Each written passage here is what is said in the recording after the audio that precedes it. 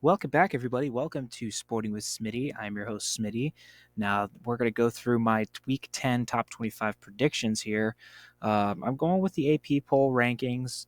I do have the college football rankings um, in quotations here. So you'll see what their ranking is on the AP along with. I'm going with the AP because I'm sorry, looking at the college football playoff rankings and seeing Ohio State number one is, I'm sorry, that's just plain stupidity. But hey, I'm not in control of it. So let's get into it. Um, at number 25, and they're a big game for them. Definitely a game to which this team could possibly jump into the top 15 with a win here. And Kansas State, taking on number 7 Texas. Kansas State's college football playoff ranking is number 23. Texas, their college football ranking is also still 7. So, Kansas State coming off of a nice win, 41-0 over Houston. Um, they've had a really good few weeks here. Um, I got to give them credit because they've been very well. They've played very well defensively, and I think 2 weeks since they've given up a touchdown. I mean, they're really on a roll here, and honestly, they're one of the low key, most underrated teams in the country. They're top 15 in both scoring and defense. So I mean, Kansas State, one of those sneaky teams. I mean, they haven't given up a field goal in 3 weeks or 2 weeks or a touchdown in 2 weeks. Sorry, 41-3 over TCU, and then last week the shutout over Houston. Their only losses were to Mizzou, 27 or 30-27 on a close one, and then Oklahoma State on the road, 29-21. So I'd say solid losses there if there ever really was one. But still, though, Texas, even without Ewers, their defense has stepped up. Their run game has been fantastic. Their backup quarterback, who, I mean, he's not making too many dumb mistakes, if that makes any sense. He's not putting the ball in the other team's hands. He's not making those stupid mistakes. Malik Murphy, that's his name. Um, so even if he were to start, I still believe in that offense because Jonathan Brooks is he's probably going to hit 1,000 yards in this game on the season. He's been fantastic all year. Again, Texas's defense has been great. I mean, they had that one hiccup, a huge hiccup against Oklahoma, where they just really just could not get the stop, and Dylan Gabriel went off on the final drive. But I mean, ever since they've been playing pretty well, been able to get relatively big stops and big moments of the game. We saw it in Houston 2 weeks ago, where I thought Houston might have pulled off the upset or had the opportunity. They definitely had the opportunity to, but I was thinking maybe they were able to pull off that upset. But I think Steve Sarkisian comes in. They're at home. The crowd's going to be crazy. Their first home game, honestly, in almost a month, I'm thinking. So this is going to be a big game for the crowd. They're going to be into it. I'm going to go with Texas here on this one. Next up is a team that's still hovering in the top 25, and I think it's only due to the program name and brand, and that's USC. USC is at number 24. Their college football ranking, they are at number 20. They're 6-2 after they beat Cal 50-49. That was a back and forth game where I thought that USC actually was going to lose that game until, holy crap, they pulled it out at the final moments and just in ridiculous fashion. Coming up with this is huge for Washington. They're 8-0 right now. They're 5th overall, both in the college football playoff ranking and in the AP poll. They're 8-0. If they can get a big win here, I can see them jumping into the top, maybe into the top 3. Maybe. It just depends on how big the Ohio State or Michigan game victories are going to be. That's all it is at this point, I'm pretty sure. It's how impressive are your wins going to be in the final few weeks of the season. That's what's going to be the difference maker. And USC having one of the worst defenses in the country, by far the worst defense in the Pac-12, which says a lot, really says a lot. Defenses relatively are pretty bad in the Pac-12 historically. I mean, Oregon's on a whole nother level this year, but they are very, very bad. They really can't stop anything, and I'm honestly surprised that it's only 3.5 to Washington, maybe because it's a conference game, two ranked teams, Huskies on the road. But I trust Penix. I think Penix is going to get it done. He had a good week last week, a good game last week, after coming off of a kind of a slow game against Arizona State.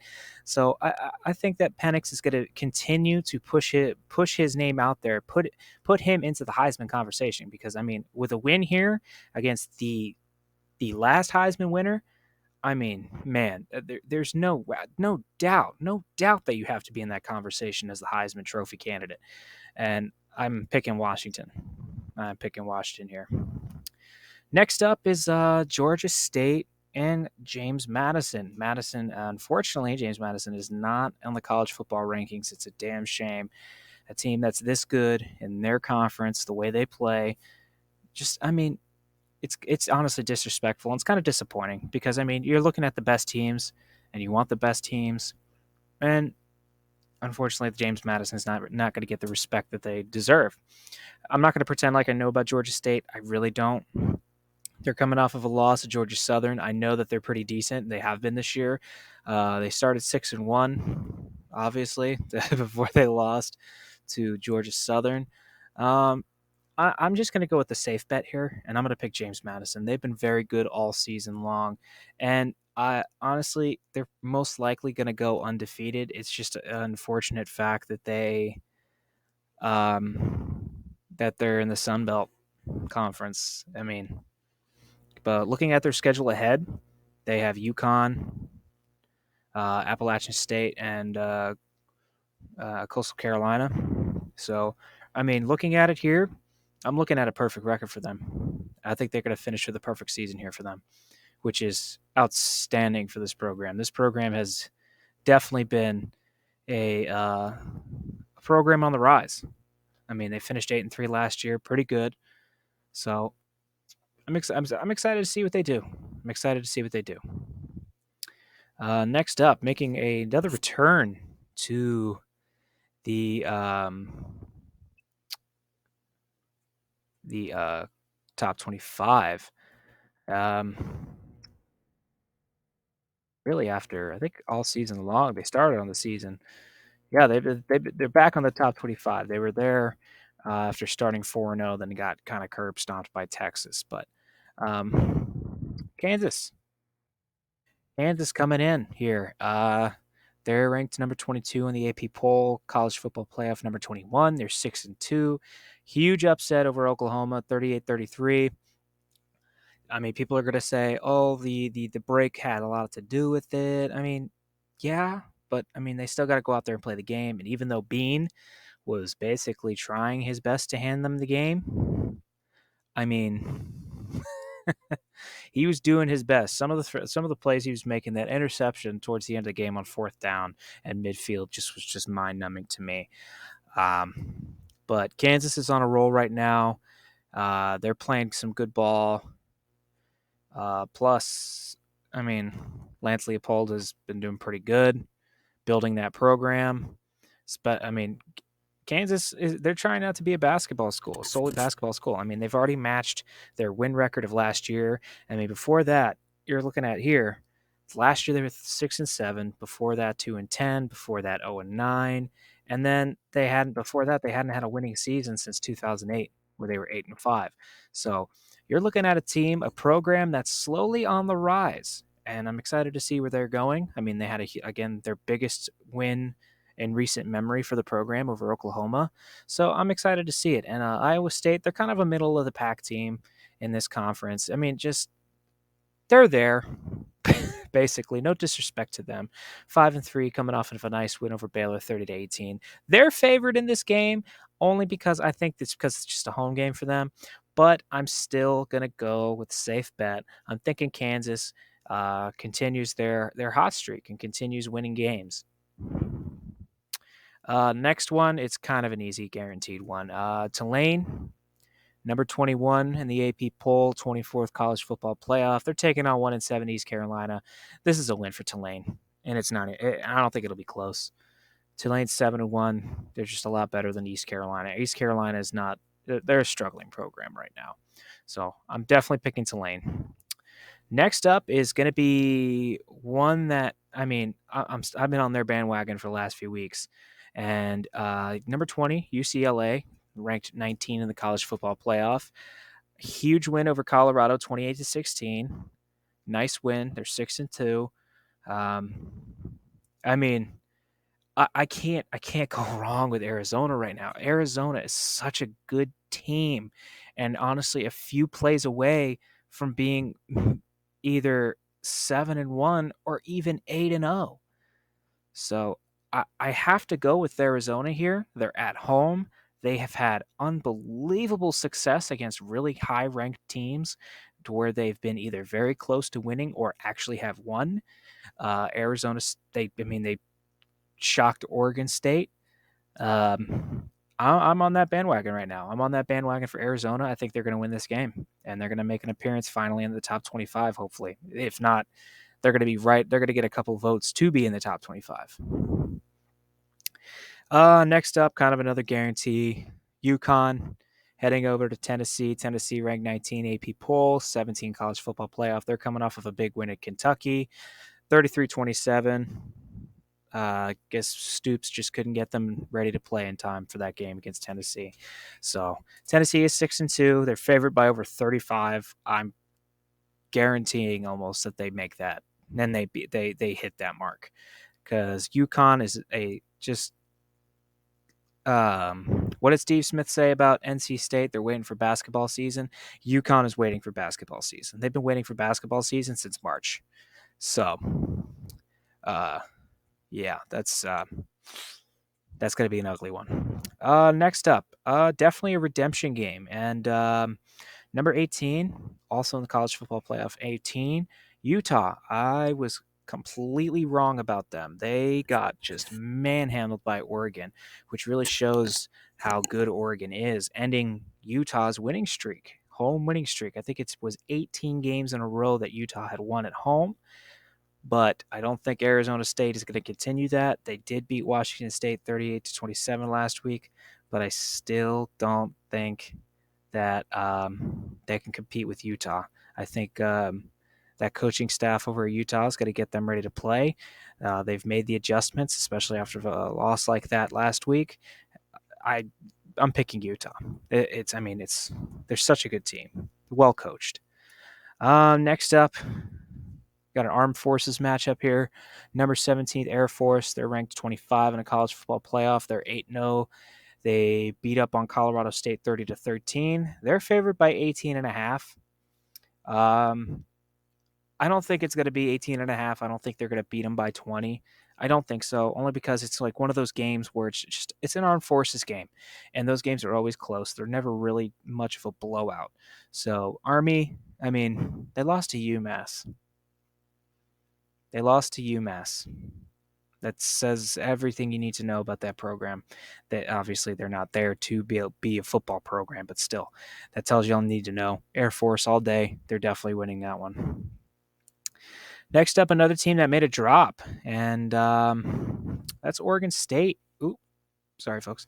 Oregon State ranked 16 in AP poll, along with 16 in the college football playoff. They're taking on Colorado. In Colorado, they're kind of on the run right now. They've lost a few. They've lost, I think, 4 out of 5, I believe. They've lost 4 out of 5. They're really they're really struggling right now, whether it's really getting stops and stopping defense or stopping offenses, or just protecting Shadur Sanders. The one mind-blowing stat, which I don't know anybody has seen, I know some people have, the most mind-blowing stat I've ever seen is that Shadur Sanders was pressured 27 times against UCLA. 27 times. That's truly insanity, honestly.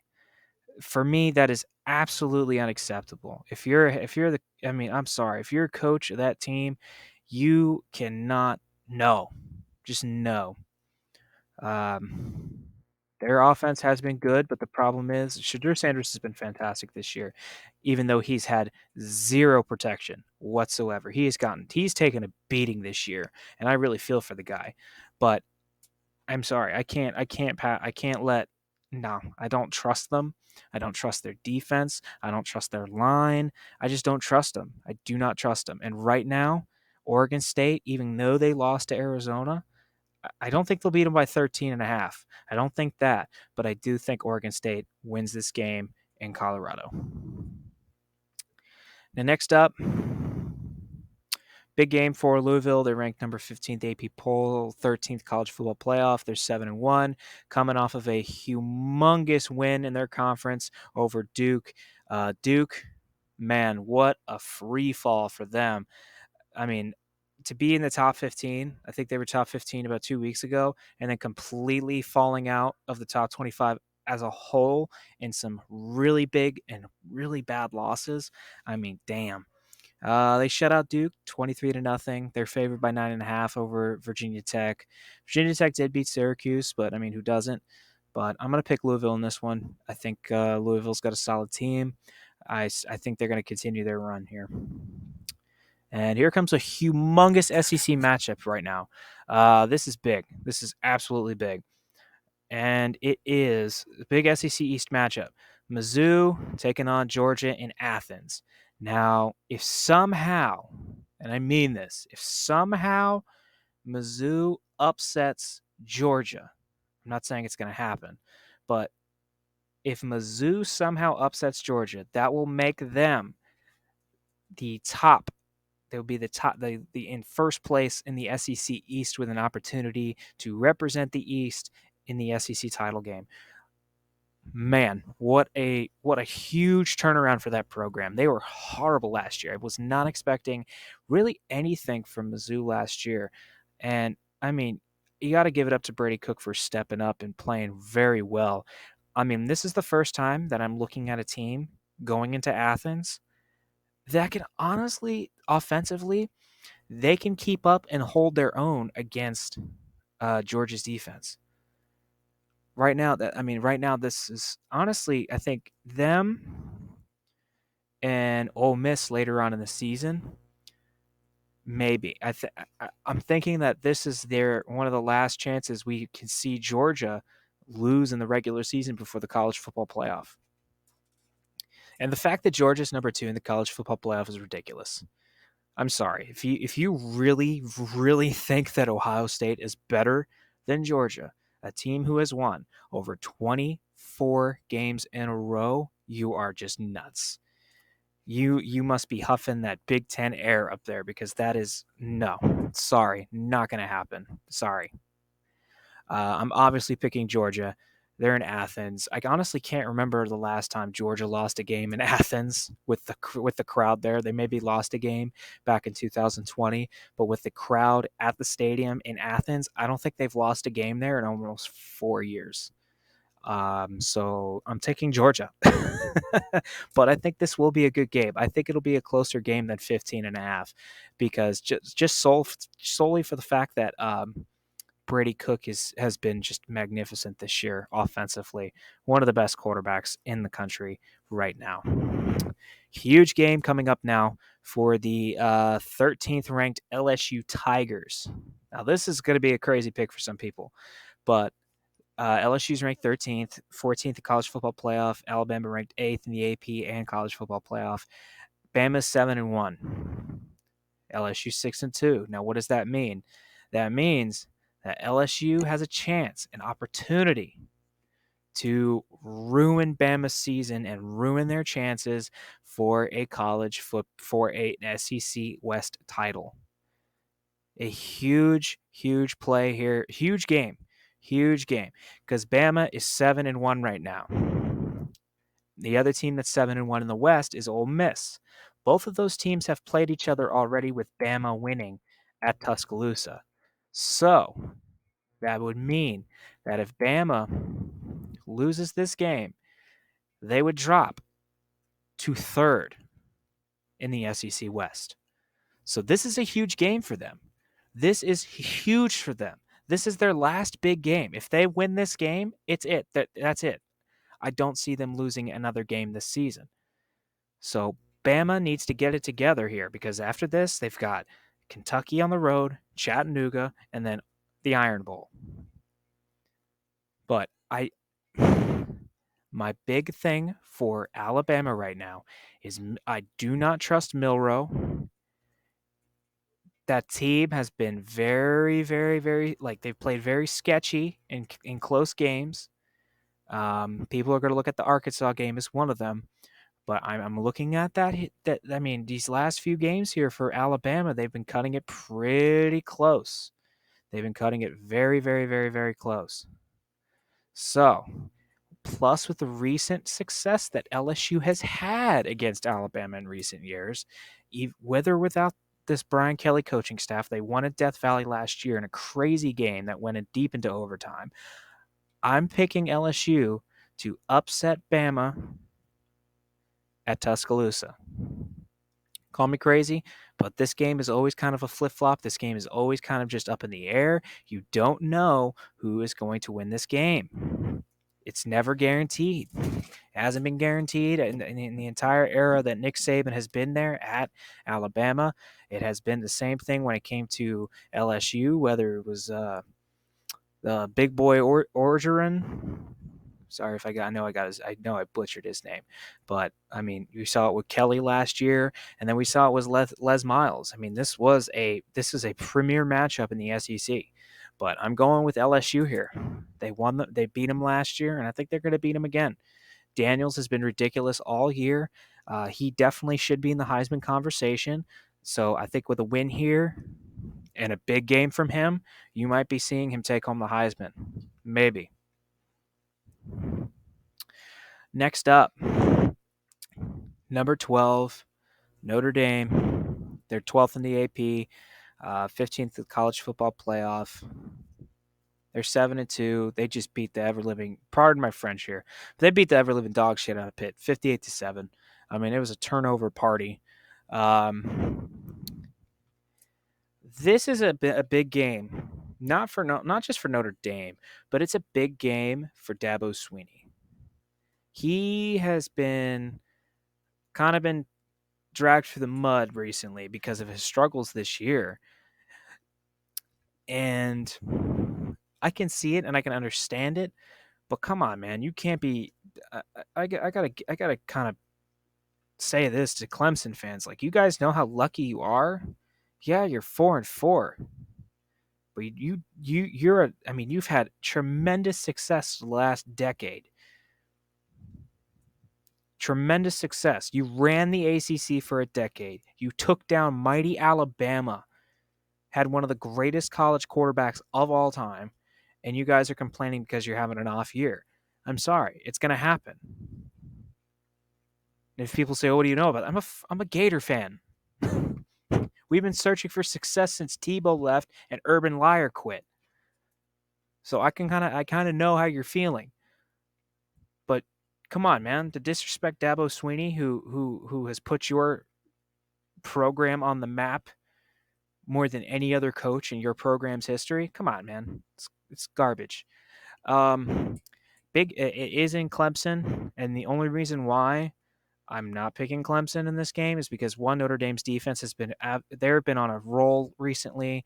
I mean, they've just been absolutely killing it, and also Clemson's biggest offensive weapon, Will Shipley, had a horrific injury last week, and without him, I don't see how that offense really runs well. So I'm going to go with Notre Dame here over Clemson. Next game, number 11, Ole Miss. Ole Miss has to win out for any chance at representing the SEC West. They have to win out. Unfortunately, that's going to be difficult because they got Georgia coming up soon. They're ranked number 11 right now, 10th in the college football playoff, 7-1. They beat Vandy, just kicked the crap out of Vandy, which, I mean, it's kind of been what's been happening all year. They beat them 33-7. They're favored only by 3, but I think they're going to beat them. And because one, I mean, granted, I can't stand Texas A&M, and I just absolutely despise Jimbo Fisher. I think he's one of the most overrated college coaches ever. Um, I think this game, depending on how bad it is and how bad they beat up on Texas A&M, I'm obviously picking Ole Miss because they're running back. Dang, I can't stand how I always forget these names at the last second. Junkin, I think his name is Junkin. He has been Judkins. I mean, this dude has been ridiculous all year. I mean, almost 5 yards a carry, 9 touchdowns, along with Jackson Dart, who's also running the ball very well, but throwing the football very well. I mean, it's a Lane Kiffin offense. It's a Lane Kiffin offense. The only reason why I think that maybe A&M has a chance is because these guys are Nick Saban guys. So they're probably running relatively the same type of scheme. So it's going to be maybe a close game. But if depending on how this game goes, if Texas A&M gets curb stomped here, and if they get blown out, I wouldn't be surprised if you see Jimbo Fisher get booted out of town. He's had so many chances. He's been there since 2020. Actually, no, he's been there since I think 2018 or 2019.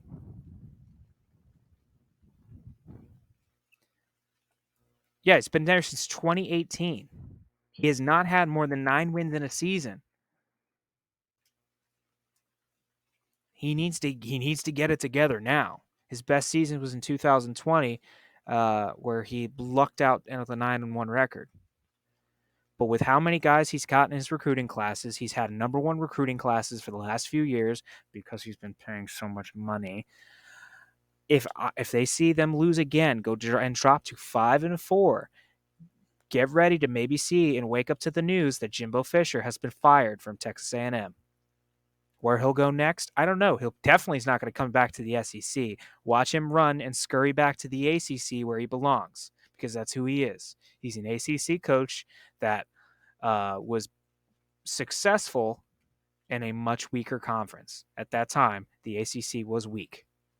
Outside of maybe Clemson in the later and towards the end of his run at the end with Florida State. So I mean, he get ready to see him get booted out of the SEC, and rightfully so. Can't stand him. Next up, a big Oklahoma matchup: the Sooners taking on the Cowboys. I know the Sooners are 7-1. They're 10th in the AP poll, 9th in the college football playoff. They're 7-1. Big game here for them. They've really struggled since that amazing win over Texas in the last minute. I really thought that they got by the trap game. I thought UCF was the trap game, coming off of a bye and coming into UCF, big game. I thought, or a game that they probably didn't take serious because let's be honest, UCF is not a good program. They haven't won a single conference game in the Big 12 yet. Crazy when they actually play in an actual real conference, they start to, reality starts to come back. But they just, I don't know what happened. Their defense fell apart, and they were given so many opportunities to win that game over Kansas, and they just couldn't hold it. They could not hold on. They lost 38-33. Oklahoma State coming off of a nice win over Cincinnati, 45-13. They're 6-2. I'm only giving this to Oklahoma, and this is only my pick for Oklahoma, only because they're at home. They're at home. Outside of that, I don't trust Oklahoma right now. I don't trust them anymore. Yeah, I really don't trust them. And the fact that Oklahoma has won 4 of the last 5 matchups. So, I mean, they got to have a big game here. Oklahoma has got to have a big game here. They got to shut down the run because Ollie Gordon has been on a roll. He's over 1,000 yards already. They have to shut down the run. But can they do that? They struggled with it against Texas. They struggled with it this past week at Kansas. They need to figure it out because if Oklahoma loses this game, I mean, They're already done. Obviously, they're nowhere near going to be in the conversation for the college football playoff. But still, after starting so good, after starting 7-0 at the in a position to definitely be in the running for a college football playoff spot. I mean, you got to be disappointed in that. You got to be disappointed at losing to teams like Kansas and maybe Oklahoma State. So next up, um, this is kind of an easy game for me to decide. It's number 9, Penn State, AP poll number 9, college football playoff number 11. Penn State's 7-1. They're playing in Maryland. This is a conference matchup. Indiana played Penn State hard. You got to give them credit. Drew Allar throws his first interception as a collegiate athlete. A stunning. I mean, that play that couldn't believe the throw he made. He overthrew his receiver. It was just a horrible throw. But I mean, man, what a way to come back. I mean, they hold him to a field goal to where it was 24-24 all, and then Allar made just a beautiful throw down the sideline in the final minute and a half to go up by its score, and then Penn State defense took over, forced a safety, and that was it. Just what a turnaround in the final moments of the game. Just great execution from Penn State. And I'm sorry, Maryland. I don't understand how they have the talent, but they never able to put it together. And I say they lose to Penn State. Penn State's just too good. They're too good. Their defense is just ridiculous. Next up, kind of an obvious pick also as well. Cal heading over to Oregon. Oregon ranked number 6 in the AP and 6 in the college football playoff. They're 7-1. They beat the crap out of Utah. Sorry, folks, I forgot to put the score there. They really beat up on Utah. They're favored big in this game. I say they cover, and I say that Oregon definitely beats Cal at home. Yeah, and I don't think it's going to be a close one here. Honestly, another blowout that's waiting to happen.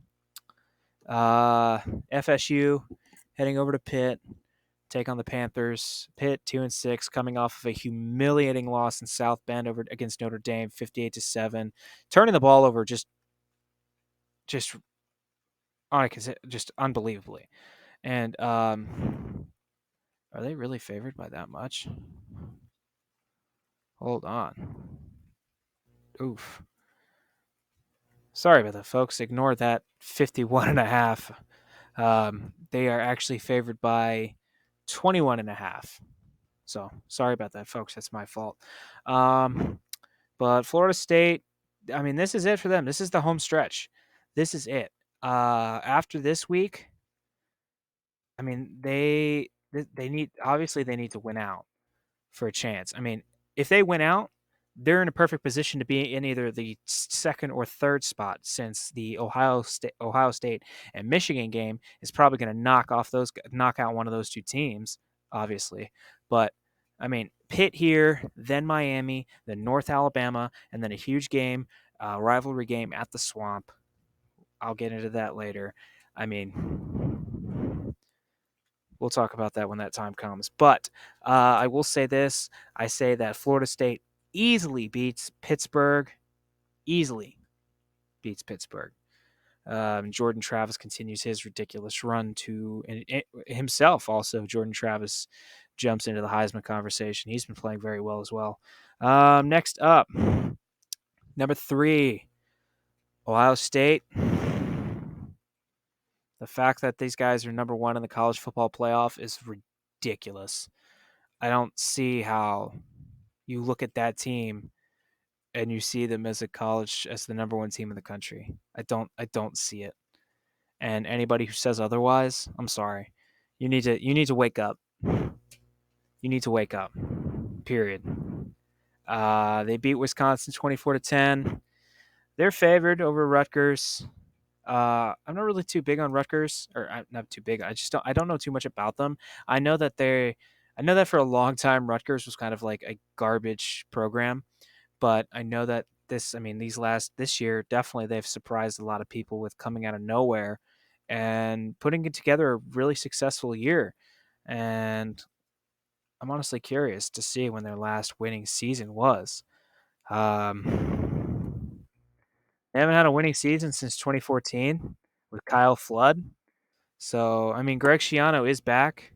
I mean, that program was really bad for a few years under Chris Ash. But, I mean, you got to give Greg Schiano coming back to college football after kind of struggling in the NFL, here and there coordinator jobs, coming back to Rutgers, his home basically, and kind of turning around the program there. So you got to give him that respect. But I don't think that they are beating.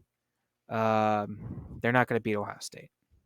They're not going to beat Ohio State. So I'm definitely picking Ohio State here with a nice win. And lastly,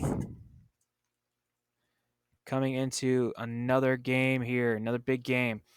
Uh, Michigan taking on Purdue in a huge matchup there for Michigan. Their defense has been unreal. I think they're averaging 5 points a game allowed, which is kind of unheard of. I don't.